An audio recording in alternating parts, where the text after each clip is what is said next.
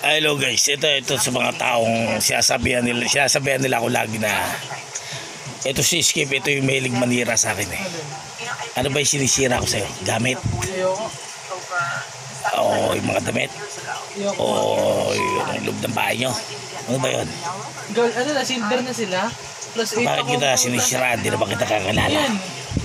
Yan sinasabi siya eh. Aral-aral din. O diba? Yan ang tunay na pangyayari.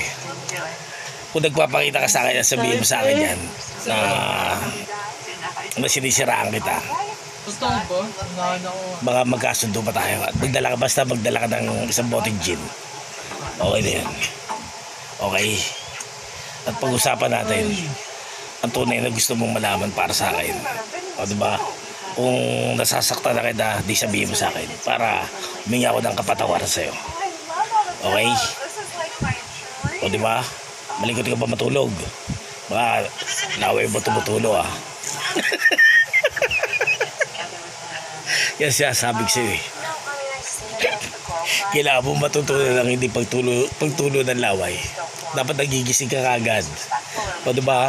E paano kung bakukuntan dumating sa'yo? Yan ang tunay na mangyayari. Di tegi ka. O diba? Ito sa lahat ng ano to ah. Sa lahat ng nakakapanood sa akin. Diba? Kunyari tulog kayo diba? Dapat kapag tulo laway nyo, nararamdaman nyo yung isip nyo bukas. Ay yung tenga nyo bukas. Isip. Hindi naman sobrang tulog na mantika na kasi yan ang pwedeng maging cause ng bangungot eh, yung ganyan. Hindi mo nararamdaman na tumutuloy laway mo. Hindi mo alam na nababangungot ka dahil nananaginip ka ng bold. Pero sobrang sarap na sarap ka, diba? Tapos hindi ka na nagising.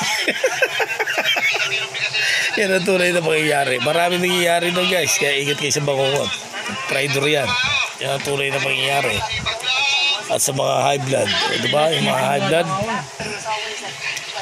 Kasi kapag high blood, okay, yung mga magulang nyo ito, para sa akin, pakainin nyo ng seafood lagi. Sa totoo lang.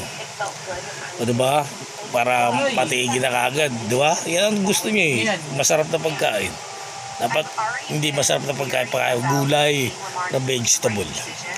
Yan ang tunay na pangyayari. Para mapabuhay. Hindi magkasakit. O diba?